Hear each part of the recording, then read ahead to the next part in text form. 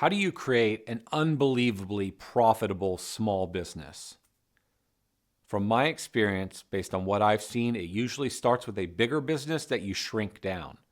It's a little more difficult, but it is done to create a really small business, always be small, and become incredibly profitable in a short period of time. Now, over time, given a long enough period of time, yeah, you can keep a really small business small and make it really, really profitable.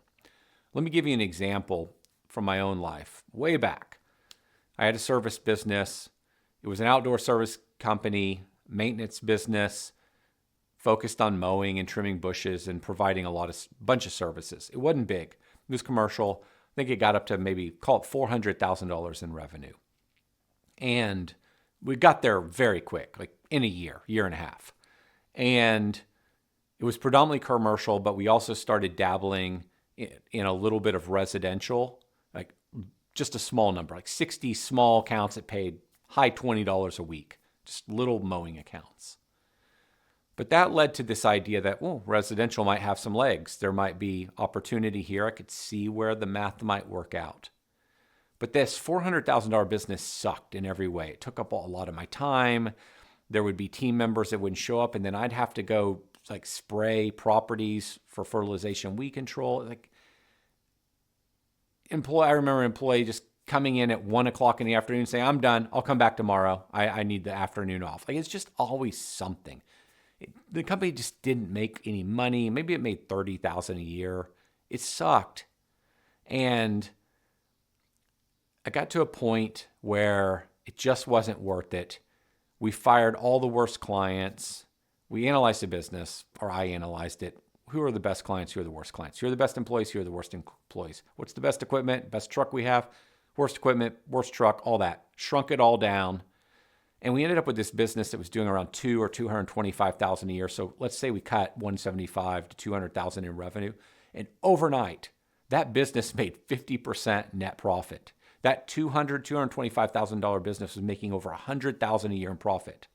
Now, I don't think I was paying myself out of that. I don't really remember. I can't imagine. So let's say that this $200,000 business was making, I want to say it was 125, but this was a long time ago. I mean, that's just, it was all profit. The only expense in that business was just the cost of labor to produce the work, because the trucks were paid for, the equipment was paid for. And so it became incredibly profitable. But it wasn't going to be profitable forever if I lost a couple big accounts, or eventually had to buy a new truck, or I had to buy more equipment, or my best guy, his name was Elder, who I remember very clearly, I paid him $718 a week. This is quite a long time ago.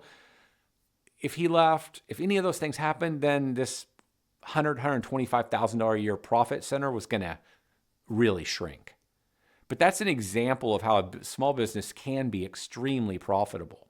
And again, these are numbers from probably 20 years ago. This was a long time ago, but it was one of the great business lessons of my life. And the lesson was, if you don't like something, the beauty of being the owner of that thing is you can change it. I didn't like the business that was making $400,000 a year, and I didn't want to make it bigger. I wanted to shrink it and fix it. And I did it. And it's like, wow, this is what a business could be like if done right. So great lesson. But let's get back to, how do you make a small business incredibly profitable? Well, that I just gave you one example. You start with the bigger business and you take all the best parts of it and you get rid of all the bad parts of it. That's generally what I've seen from other people as well.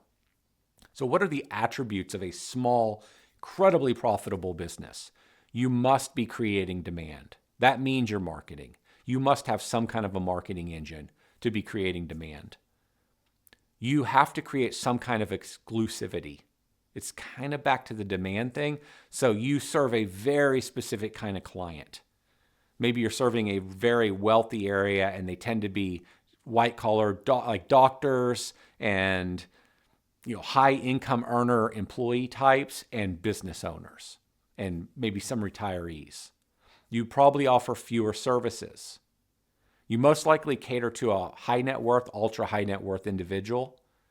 High net worth just simply means, I don't even know what high net worth means anymore. I think ultra high net worth is kind of currently at 30 million or greater net worth. I think all high net worth is, call it, I want to say 5 million or greater. I really don't remember, but the point there, probably shouldn't have used those examples, but it does make the point. You're catering to somebody that's rich.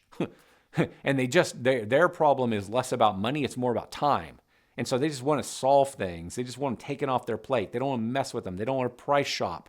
They don't want to think about it. They're just like, yes, that sounds good. I trust you, do it.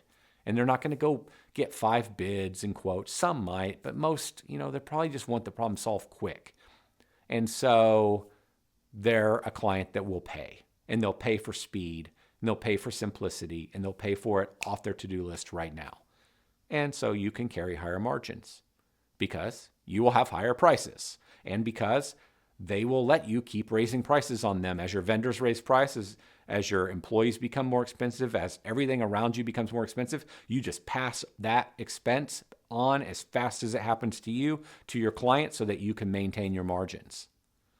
You're not in too small of a market. That's another attribute. If you're in too small of a market, then it's the old supply and demand problem. You only have so many people with enough money to pay you high prices to do the work. And so you eventually kind of run out of people.